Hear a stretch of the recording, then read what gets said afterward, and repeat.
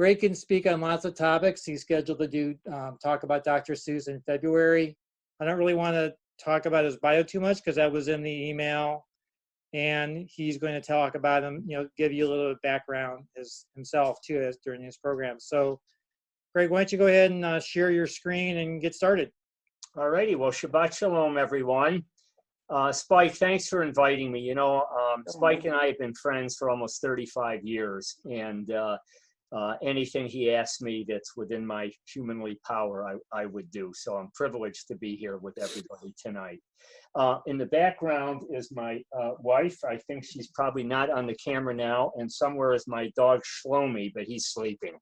So if he barks, forgive me. Anyway, so Suyk and I were talking this week a couple of times, and the Texas State History Museum, the Bob Bullock Museum, actually made a little, it's 4-minute video about me as a Texas collector. And Suyk and I thought, instead of me trying to tell you about me, it's kind of a nice professionally done video. So if you don't mind, I'm going to actually share my screen, and it's just 4 minutes, so bear with me before we go into the Arthur Szyk presentation. But I think it'll kind of maybe give you a little bit of an idea of why I collect and the things that my wife and I do. So Suyk, I think if I go into share screen, is that all I need to do here? Suyk, you're muted. Yes, go ahead and do the share screen, and you would right, make sure you pick the share sound when you do the video. Yep, share computer sound, optimize screen for the video clip. All right, folks, it's 4 minutes, so I'm gonna not talk, and actually it's kind of nice because one of the things in the very beginning of the video is about something I did in Cleveland in 1975, the Muhammad Ali Chuck Wepner fight. So if you just, it's a nice little, not intentionally, but it's a nice little Cleveland connection here. I'm going to hit share and we'll roll. And can you all see this? Yes, it hasn't started yet, but we can see it. Final round. Yeah. Oh, and Ali comes in again. In 1975, I had a ringside press pass to the Muhammad Ali Chuck Wepner fight in Cleveland at the Coliseum. He wants to send this crowd home with memories of the old Ali. And I knew that when I was there, this was something special. The big right hand is down. Chuck Wepner is on the floor here. You could tell by the energy in the air, the people that were there, the excitement, that this was truly a moment in history. And I think that's why all these years I kept the original program from the fight. And it's all over. It's all over. Chuck Wepner beaten in the 15th and final round. I've been a collector since I've been a kid.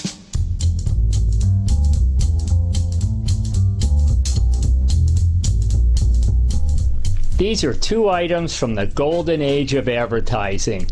You don't have to be Jewish to love Levy's rye bread. This is the Dr. Seuss Nuzzlepuss ashtray.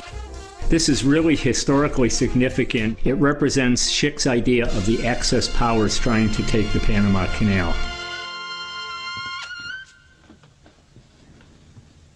My grandparents had lost their only son, my mother's only brother, my uncle Jerry Degenstein.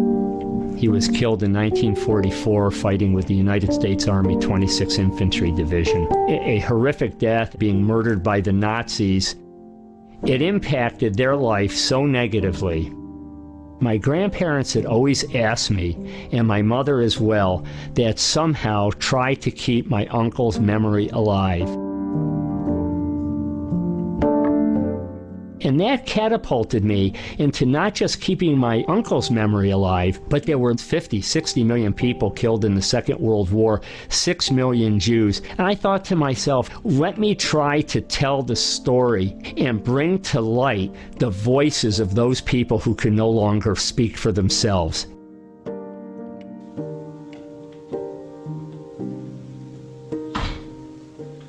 Collecting, if you do it at a high level, it's a very demanding lifestyle.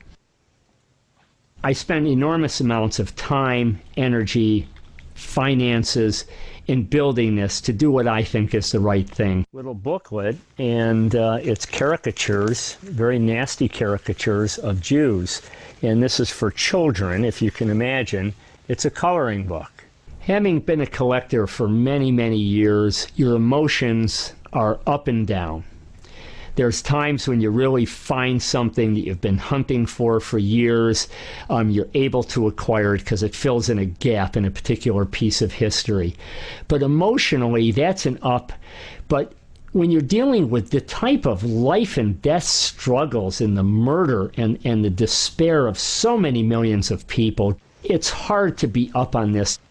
There's nights where I sit in my office at 1 and 2 in the morning crying how tragic and awful, and what would I do in that particular situation? I do have a duty as a human being and as a decent man to do this, to learn and understand what hate, bigotry, and apathy can do to individuals and to the world in general. And if we can succeed at that, then my life has meaning.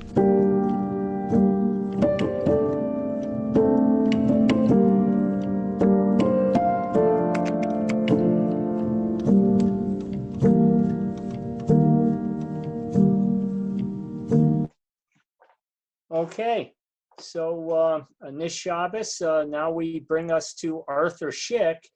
And Arthur Szyk, I think, in my mind, was a man who unfortunately did not live as long as I would have liked to have seen him. He died at 58 years old. But he's somebody that really had the same thought in mind. He tried to bring to light the wonders of Jewish people, the wonders of oppressed peoples, and so on. And we'll see that in some of his artwork through the presentation. So if everybody's okay, did anybody not enjoy? I hope you all enjoyed the video, that it was appropriate for the group here. And we've exhibited numerous times at the Bob Bullock Texas State History Museum here in Austin. It's a beautiful place. And actually, we had a private exhibit in a case there that had all Judaica for about 1 year and 4 months. They honored me to be able to do that. And it was such a nice way to have the Texas State Museum having a big display of Judaica there for so long. It was really beautiful. Anyway, I'm going to share my screen again, and we're going to go into a presentation about Arthur Szyk. And I have to do something here. Spike, I have got to exit full screen and close this, open this.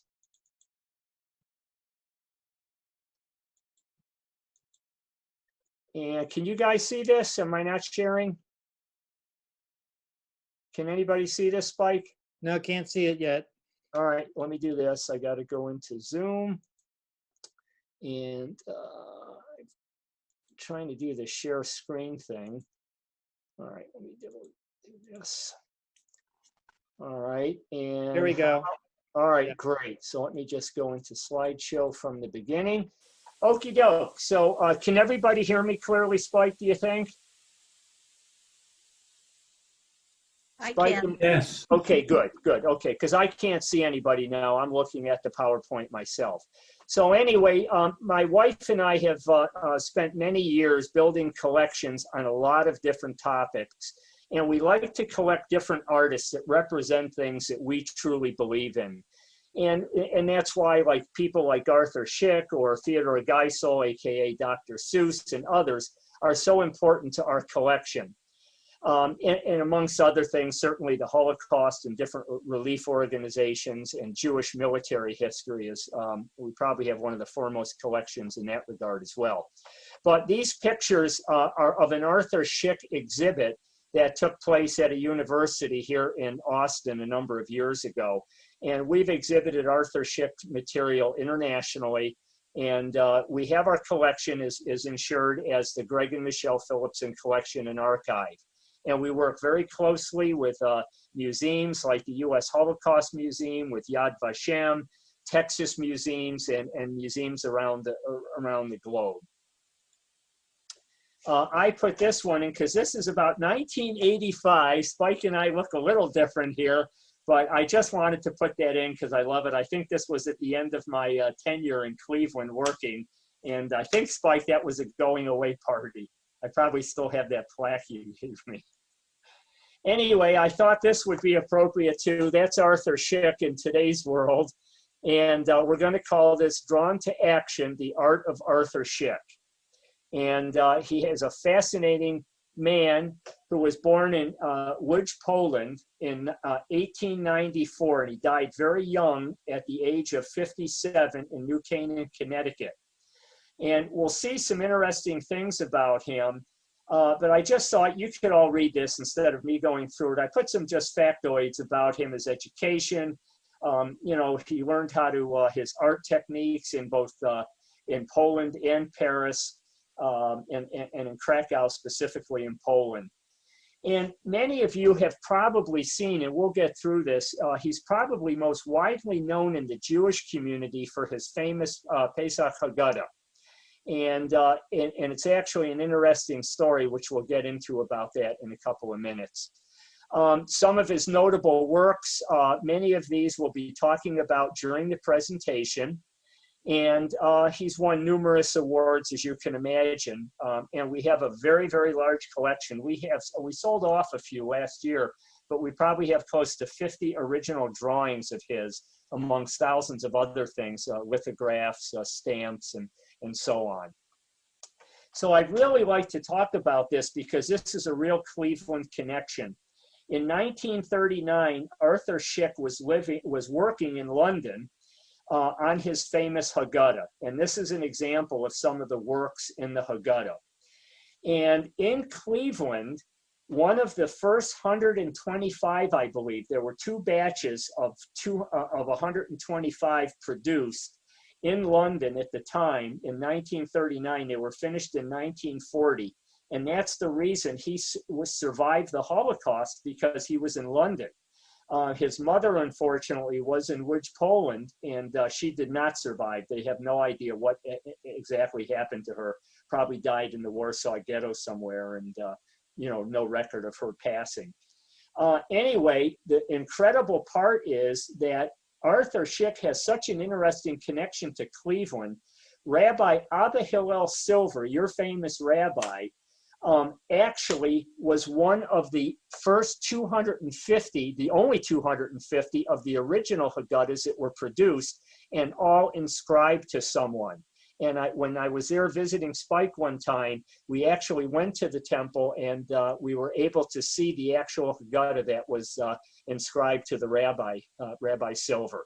So as you can see, it's quite beautiful. It's manuscript kind of art.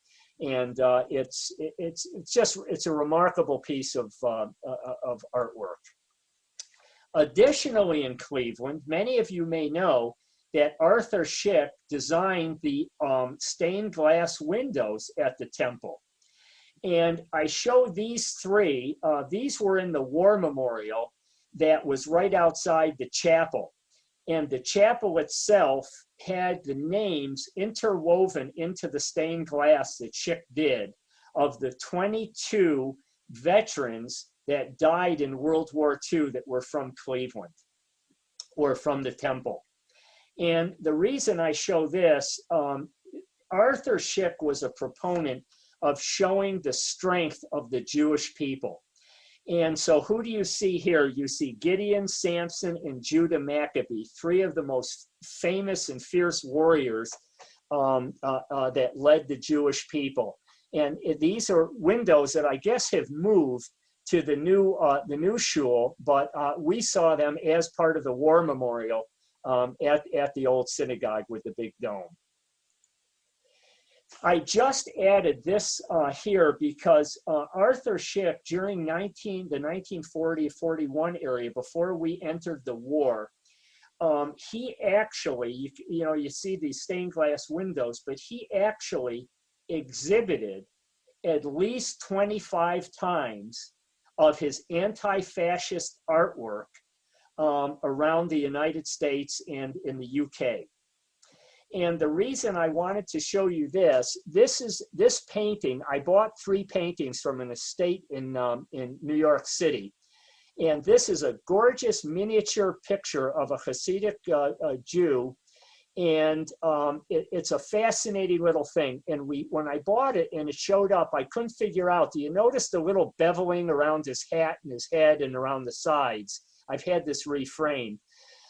We didn't understand why it was like that. And when the framers pulled it apart, it was actually painted on one of his invitations to a free show of war satires and illuminations that he did in New York City in June of 1941.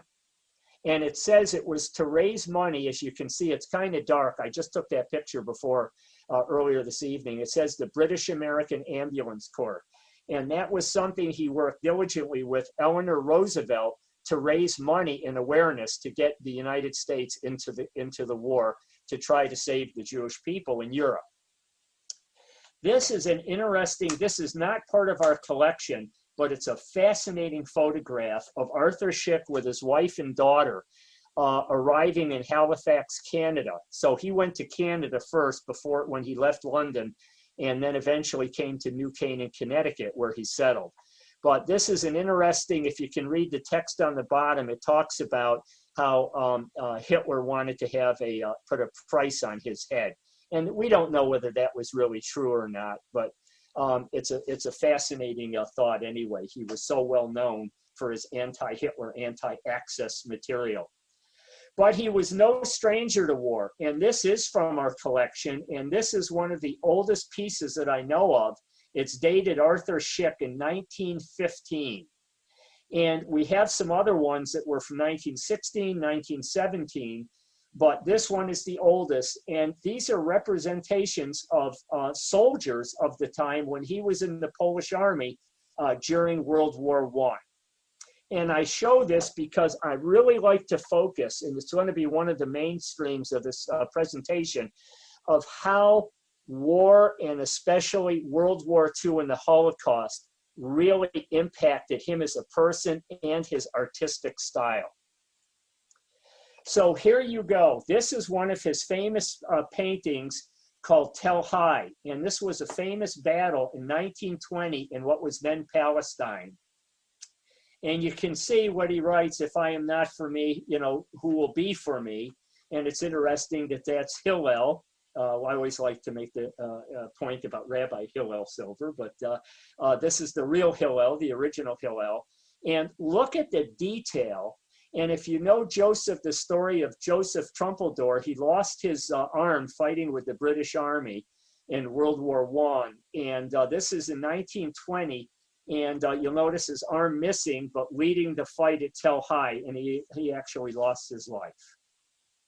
And I think that you notice the border, and notice the children and the Jewish people fully armed to protect themselves, versus what we've seen so many times in our history, Jews being led off like sheep.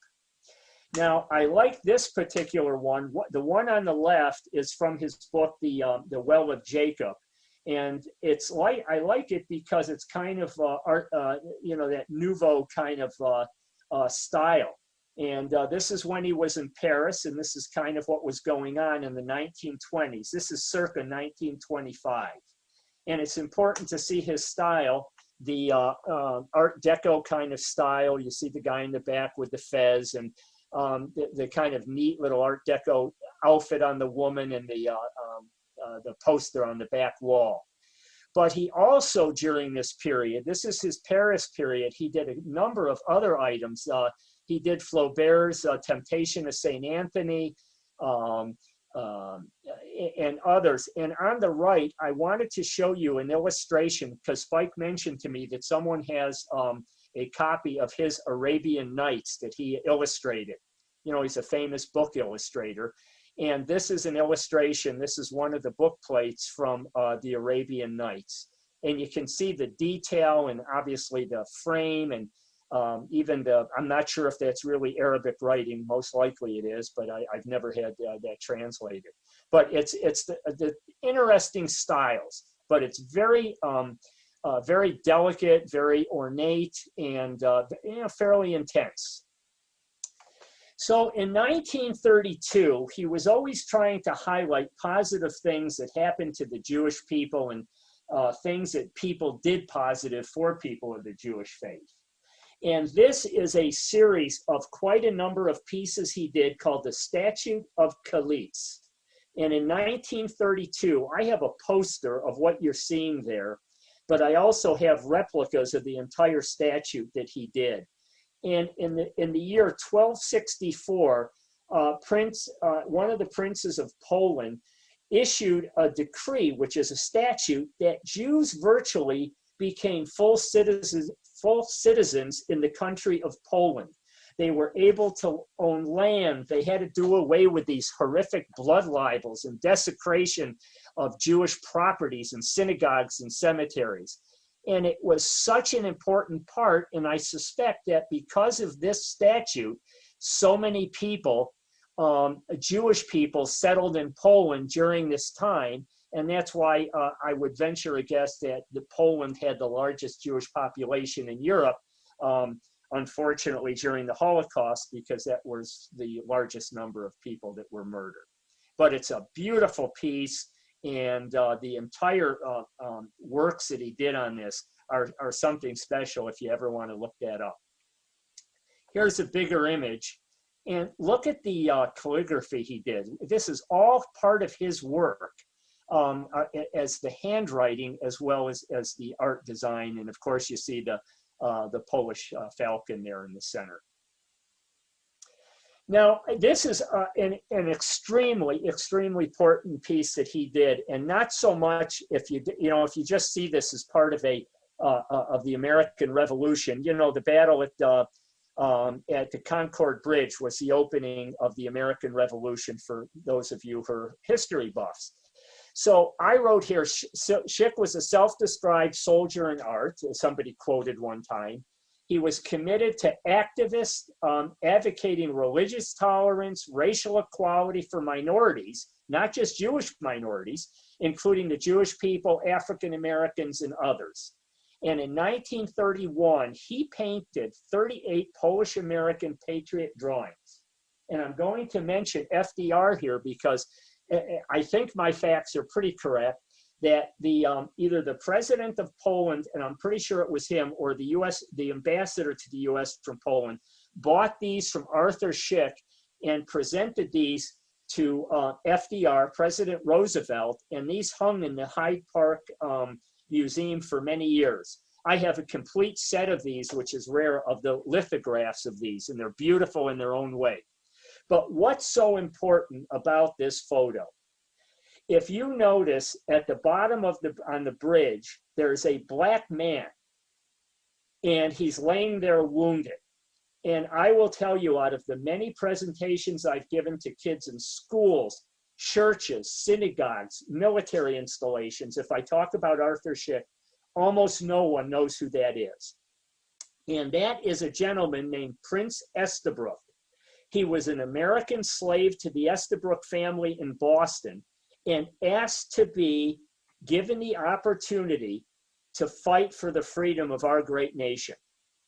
Now, thankfully, he survived, but unfortunately, he was wounded, as you see the blood by his head on the bridge.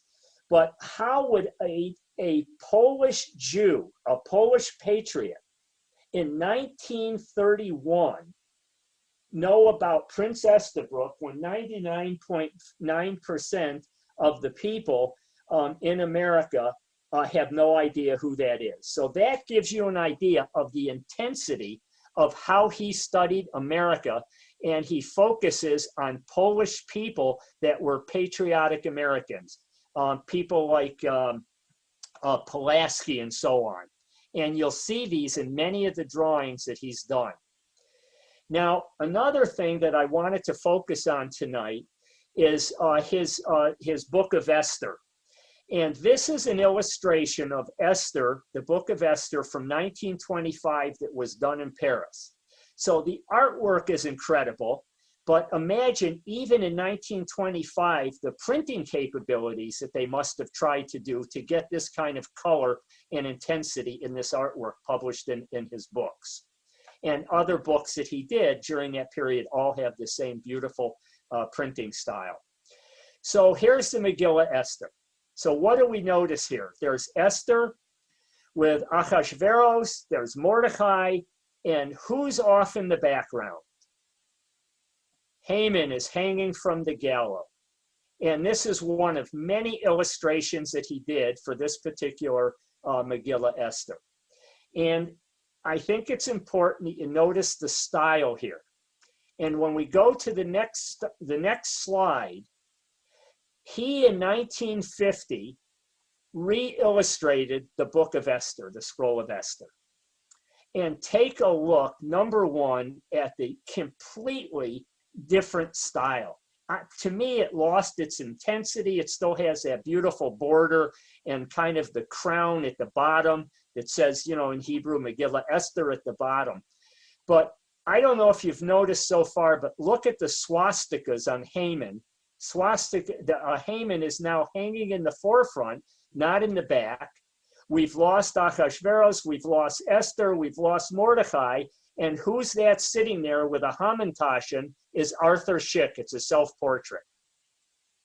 So he's looking up with a Hamantashen in his hand, or Haman's ear, and what do you see but the name of God? That you see the shin on the black book there, and then I've translated it for everyone. What he's writing in Hebrew is, "He who saves his nation Israel from all their tormentors." And as they hanged Haman on the tree, which Haman had prepared for Mordecai, and the anger of the king was abated. I think it's a fascinating, complete change of style, of color, and it's really lost its imagery of really the book of Esther. It's really now an anti-Nazi drawing, and really drawing in the book of Esther to Haman being a Nazi. So I've just put a comparison slide here. We don't have to spend much time on this, but I think you might agree with me that the artwork, the style, the intensity of that gorgeous artwork on the left versus the, again, the anti-Axis, anti-Nazi kind of perception now that he's doing in his artwork. So now in the early 1940s, this is 1943 when the stamp was issued. This is an actual photograph of Arthur Szyk drawing Saint George, the patron saint of soldiers, and it's an incredible image of Saint George slaying the Nazi dragon. So now he's starting to get in the 40s, even before, you know, this is already, we're in the war, but you can see this. This is a poster stamp at the bottom right, to raise money for the British American Ambulance Corps. And that's 1941. You can see the date on that stamp. And it's, again, this is the same organization of the art exhibit that he had that I showed he painted on the back of that one piece of the little Hasidic Jew. Now, he did a lot of interesting things. And these are the 4 freedoms that President Roosevelt, in his speech of January 6th of 1940, President Roosevelt talked about the 4 freedoms: freedom of speech, religion, freedom from want, and freedom from fear. And Arthur Szyk did those drawings, and then subsequently put those on these awareness labels, or we call them charity labels or stamps, Cinderellas, there's all kinds of names. And he was, we'll see some later, did a huge number of these types of awareness items to get the word out to people about what was going on in Europe and with the Jewish people. So this is a actual envelope from postmarked from the U.S. Army Postal Service from a lieutenant that he sent this in June of 1945. And you can see on the poster stamp, the freedom from want, it says it's to raise money for the Emergency Committee to save the Jewish people of Europe. This was another big organization that he was intimately involved with to try to save people, even, well, the war was in Europe was over in June, but again, it was still going on over in the Far East. And what's really interesting is Szyk did the 4 freedom stamps in 1942 almost a year before Norman Rockwell did his famous Four Freedoms drawings, which was sometime in 1943. And Rockwell, of course, got all the accolades for it, but look at this gorgeous artwork that Arthur Szyk did. And Arthur Szyk took it to another level where it was for the committee, the emergency committee to save the Jewish people of Europe. Now, these are also from a booklet. These are all different designs, famous drawings by Arthur Szyk that were put into booklets, 10 sheets of these stamps in a booklet in different colors, again, as a fundraiser. And we'll see a variety of other ones of these as well. This is an article that I had published. This is just one page of the article, but these are some of the other poster stamps that he did. And that green one on the right is the American Federation for Polish Jews. That was another big one that he did. And the green one where this shows the two ships, one of those ships is the Exodus and the other one is the Mayflower. And it's an incredible drawing. I have it on a lithograph as well. And you can see different things. And he did stamps in 1950 for the state of Israel. And we'll talk a little bit more about those. So these were the two stamps for stamp collectors. You'll see that in 1950, those are the catalog numbers. These are two stamps. They're called festivals. And it says, "My festivals, Judah, are your festivals." That's what the inscription is on the tab next to the stamp. And there's just some translations for you. "Keep thy feasts, O Judah," and so on. So he was very much into, look at the beautiful drawings on those stamps. And he had submitted some other ones that were never accepted, but he did do some for the state of Liberia, for the country of Liberia, for their independence. So these are some things from my collection that, and Manny, I thought you might really like these. I added these for you. These are signed by him. You're welcome. These are signed by Arthur Szyk, and the other ones are inscribed to some guy. And these are very rare, expensive plate blocks of the stamps with that tab, with the beautiful inscription on there. And I think this is probably the last stamp thing to cover, but this is Arthur Szyk sitting there signing, and I have a complete set of these that he did. He did frontispieces for stamp albums. He worked with Kazimierz Bolesky, the famous Canadian stamp dealer out of Winnipeg. And these were sold to people that collected stamps. They were all the countries that were members of the United Nations. And he never finished it because he passed away in 1951. But I have all of those signed by him. I have the complete set. And you can see a little picture of the Liberian stamps that he did. He did, I think, 6 different Liberian stamps and a little stamp designer certificate down there. He was very, very big into philately. It almost sounds like a dirty word. Anyway, so what do most people, especially non-Jewish people, know about Arthur Szyk? They really know him as a person that was an anti-Hitler, anti-Axis, including the Japanese, the Italians, anybody, and also people like Charles Lindbergh and other people that were very pro-Nazi, Henry Ford and so on here in the States and others overseas. So this is a very famous drawing that ran in Esquire magazine and also produced on postcards. It's a very chilling thing of the Japanese sneaking up on America, AKA Pearl Harbor. And you can see the cowboy and just innocently sitting there. And notice who's off in the background on the left there. You have Hitler and Mussolini, the rest of the triumvirate there. This was another postcard, and these drawings are just loaded with so many different little innuendos and things. This one's called The Map Maker, also ran in Esquire magazine. And, you know, Schicklgruber, I believe, was his mother's maiden name or something, but it says Schicklgruber and Company, fancy maps. And you'll notice here, what is he doing? Taking a map of South America, and, you know, that the Nazis would take that over. And you'll see the, one of the other very interesting items in here. You can see all the normal guys. You got the normal Nazis, but you see Franco in the back there, you see Mussolini, but who else do you notice in the back? That's the Grand Mufti of Jerusalem. And I'm not sure if you're familiar with that, but the only non-Aryan SS division in all of Nazism were Croatian Muslims led by the Grand Mufti, and they murdered Jews throughout the Balkans with no mercy whatsoever. And that was a way for Hitler to try to appease the Muslims in Palestine at the time and to fight against the British there. And that went on for years after the war with the Mufti. Anyway, this is a famous book that Arthur Szyk did, and it's called The New Order. And it's basically a picture book. It has some text in it, but it's pictures of all of his anti-Nazi drawings, anti-Axis drawings, and you can see on the cover.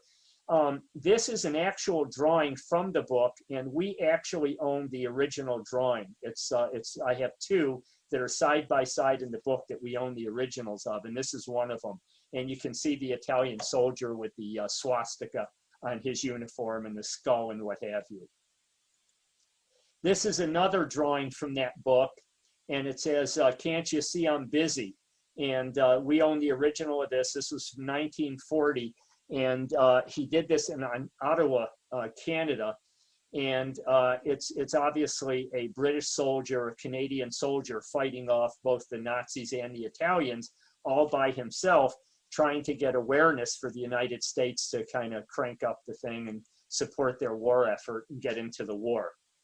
This is another famous drawing. I do not own this one, but this is phenomenal because what you'll see here is showing Jews and African Americans as working men, and throughout all of his artwork, you'll see all people like this as soldiers and people participating in the war effort. So here they are building a tank, and you see a man on the right, you see the Mogen David on his shirt, and this is from 1943, and of course you see an African American diligently working to help the war effort. He also did a lot of commercial art. He obviously had to make money and survive. And these are two posters. We have, I think I have two of each of these original posters that was done for Wyeth Pharmaceuticals. And they're anti-venereal disease posters, quite graphic, if you will, of the, all the Mumsarium there, the Hitler, Tojo, and Mussolini. And it's really was for troops and so on. Venereal disease was a really, really serious issue for the millions of troops we had overseas. And they would make these posters and put these up in bases around the United States and overseas. This is the only one of these I've ever seen. I understand there may be 2 or 3 floating around. This is a Bromo Seltzer advertisement. It's on thick cardboard. It's been repaired in a couple of places. And it would be a sign. It would be in the front of a drugstore or a soda counter. So if somebody wanted to buy Bromo Seltzer, you knew it was available there. But also, of course, to promote war bonds, which is another big part of what both Arthur Szyk and Dr. Seuss were involved with. So it says, "For quick relief from those headaches." And obviously, he's showing the Nazis and the Japanese. I don't know whether this was ever really run by, I've never been able to figure that out, but this was artwork that he did for Coca-Cola, and Coca-Cola did all sorts of, different ads. And you can see this, it says 1943 Coca-Cola Company, and you see British soldiers in Palestine all getting together and forming a friendship by drinking a Coca-Cola. And the early kibbutz in the background. It's a pretty good painting. And it says, "Peace be unto you, Shalom Aleichem," in the top. Another big thing he did, look at the graphics here. Again, incredible anti-Nazi, anti-Axis stuff.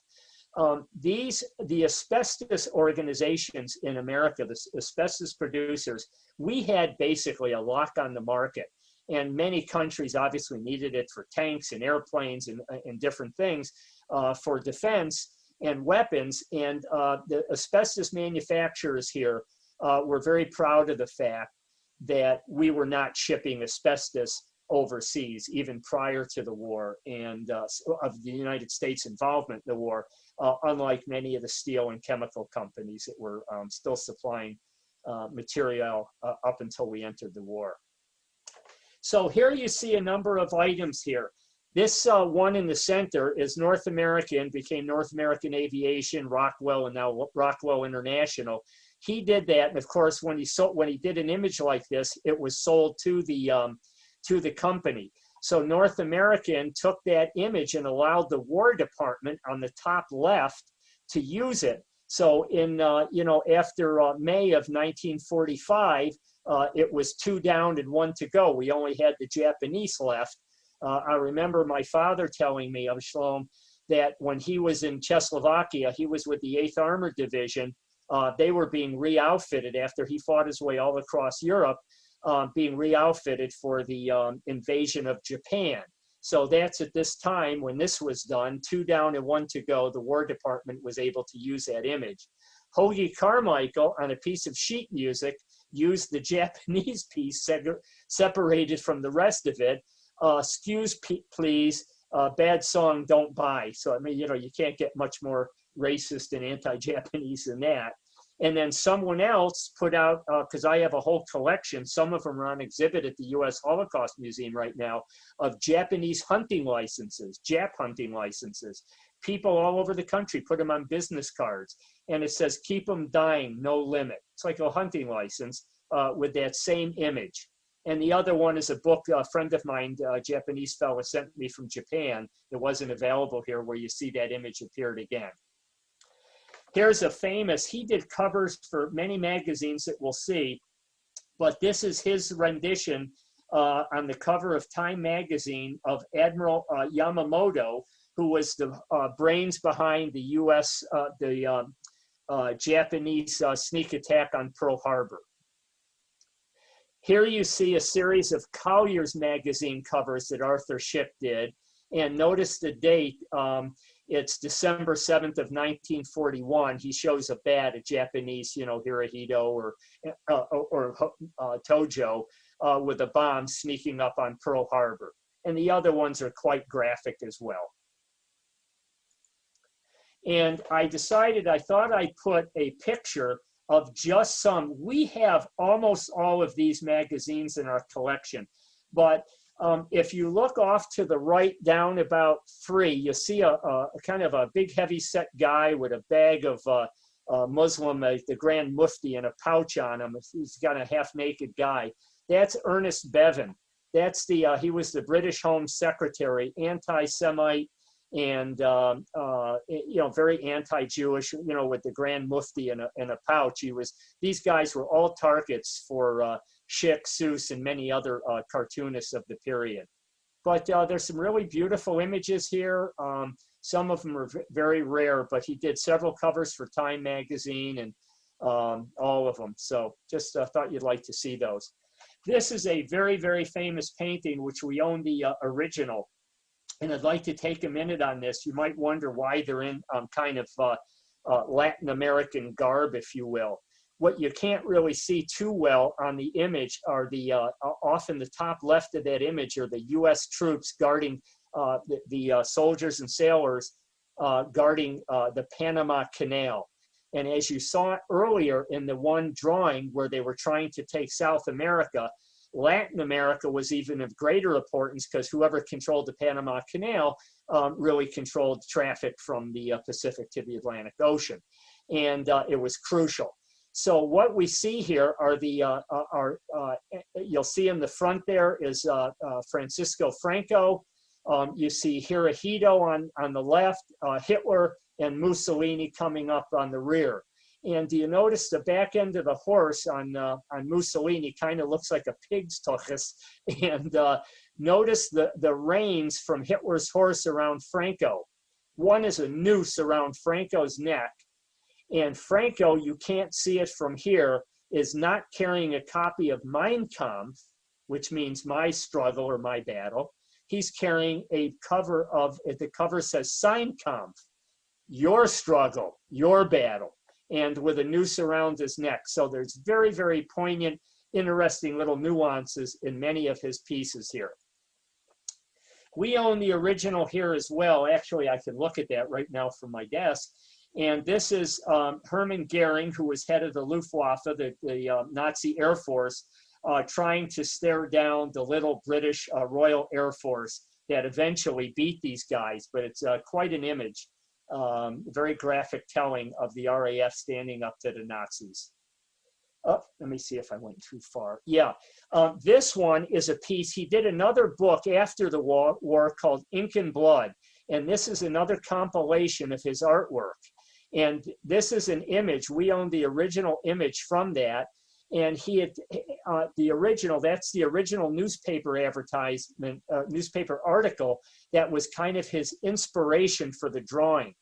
And what the article is about, how the Nazis were actually using old men and boys, but old men in this picture, and stripping museums of their military paraphernalia to actually arm people. So you can see the guy in the middle in a Teutonic uniform, people in, early 1800s type uniforms, kind of going into battle at the demise of the, Nazi war machine, if you will. And that's a copy. We've actually gifted several copies of Ink and Blood. There were only 1,000 produced. They were all inscribed to people, so they weren't for sale in the general market. And we've donated a couple of those to Holocaust museums here in Texas. This is another very interesting. That's Norway booting Hitler out of Norway. That's a Norwegian flag, and it's actually on a hard board. And we actually own the original, but we also have, that's an original wire photo of Arthur Szyk drawing that particular painting. And it has the text on it and so on, as you can see there. I was able to acquire that picture as well, and it's original from a newspaper. Now, this is really important. Arthur Szyk was a patriot, a Jewish patriot, a Polish patriot, an American patriot, and he believed in so much in freedom for all people. As you saw, whether it was black people all over the world, Liberia, America, it didn't matter to him. He wanted people to be free, and he spent his life basically trying to do that. This is Arthur Szyk's Declaration of Independence of the United States. The original actually resides in the Library of Congress. When we go back to not seeing this full screen here, you'll see a very rare lithograph of this item hanging in my office, and just coincidentally, it's hanging on the wall behind me. The photograph, which I pulled off the web, is of Arthur Szyk. That's the original, I suspect, that he did. But one of the important things is up above, that picture of him with his cigarette and standing there in his overcoat. You can see the bottom of our Declaration of Independence, but what's below that is the Declaration of Independence of the State of Israel. So he was a true Zionist and fought for the rights of Jewish people everywhere. I know, I'm not sure how much time I've spent here, but I wanted to kind of go over this. I found this, I use this in my Holocaust presentations for kids, and it's very telling. This is a kid, an Israeli kid trying to connect, chokes me up, trying to connect with a kid that was lost in the Holocaust. You see him kind of grayed out.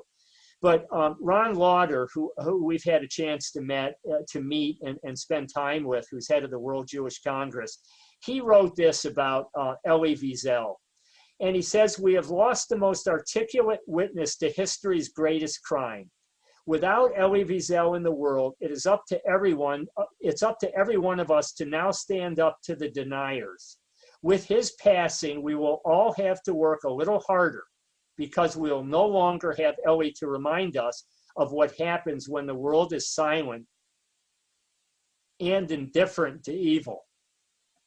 It is now our job, and that of our children and grandchildren, to pick up the baton and to relay Elie's message of hope and peace to the world." And I read that because I really think Arthur Szyk, it could have said Arthur Szyk instead of Elie Wiesel in that famous quote. So I Spike, I'm not sure how much time I took. I think that's about right on target, but I have a number of other slides after this that if anybody has questions or has other things of interest they would like to see, I have those available. But for the sake of time, I thank you for your patience, and I hope you found it of interest. Thanks, Greg. That was great. So I guess if people have questions, go ahead and type them in the chat, or I suppose like I can call on people. All right, Bobby's gonna, I'll call on you, Bobby. And just Spike, if I could just make a comment, there's a couple behind me. I'm trying to figure it out. On the wall over here, that's a collotype print of the Declaration. It's actually bigger. I had to mat it because the thing is so large, but that's what I was speaking of. And there's an original drawing you see in the black frame there. That's an original drawing, one of 4 we have from the Canterbury Tales that he illustrated. And the other thing is some commercial artwork he did for a bank in Israel. And there's more, but it's the camera doesn't scope it so much. But anyway, just for information purposes. All right, here you go, Bobby. I'm gonna unmute you. Actually asked to unmute. Okay, I'm not sure. Thank you. All right, go Okay, ahead. can you hear me? Yes, yes. Great. Thank you very much for that presentation. It was fascinating, and for all your work. It just a joy to be able to spend some time with you. Thank you. Thank you. Enjoyed it. We knew someone from New Canaan, Connecticut in the 60s, and the New Canaan, Connecticut that we became acquainted with is not a place where you would think of a gentleman like Mr. Szyk. How did he end up in New Canaan, Connecticut? I'm not exactly sure. I've been in the New Canaan area. I never found his house or whatever, but I know his daughter died not too long ago, and I think she still maintained a home there. But I suspect it was its proximity to New York and the affordability living in Connecticut at that time, certainly not today, versus living in New York. But as you can imagine, with all the graphic work he did, the commercial art, he had to be pretty close by to that community and all the organizations. As you saw in all those poster stamps, every one of the organizations had its headquarters in New York. So that's the only thing. I don't know that to be gospel, but that's what I suspect. Thank you. Okay, go ahead, Audrey. You need to unmute yourself. You can, there you go. Years ago, my husband and I bought my father-in-law a Haggadah, and that was the Haggadah you referred to, and it is absolutely gorgeous. Yep. Absolutely. They were reproduced. The original ones sell for. There's actually one here in Austin. It's at the Blanton. Oh, it's at the Harry Ransom Center. And we've seen it there. We've actually seen 3 of them. But I bid on one in England one time, and the bidding got crazy. It went for over, I'm talking about the one of the 250. It got up to over $40,000. So we walked away from that one. But the ones that were reproduced, we have a whole variety of those. They were produced with all sorts of different bindings. Some had the velvet. They were in boxes. My late father-in-law, he had one, and the artwork is stunning. It's just absolutely stunning. Yeah, this one was in a box. Yeah. Yeah. Was it the big blue velvet box? Yes. Yeah, they're just gorgeous. Yeah. Oh, just absolutely gorgeous. Yeah, my son has it now. Oh, beautiful. Very good. And he was thrilled to get it. Yeah, I'll bet. This one has the blue binding. Jim has one. Wait, who? There he is. Jim. Yeah, that's one of them. Yeah. There's now. That one is the. There's a really. There's 2 sizes in the blue binding. There's a really big one, and I'm not sure. It's hard for me to tell from here. That looks pretty good size. This is book size, maybe 8 by 10. Yeah.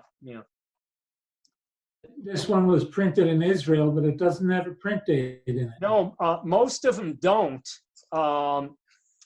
Most of them don't have a print date, which is very odd, but they were printed in the 60s and 70s. I actually have, but I don't know where they're at right now, but I actually have some printing proof sheets of of the Haggadah. It's kind of neat, different colors and so on. So we have a beautiful collection of Haggadahs, just not the really 1939, 1940, 250 editions. I Other think questions? my friend Sue Berry has a Haggadah, and I know they have one at the Temple Tiferet Israel.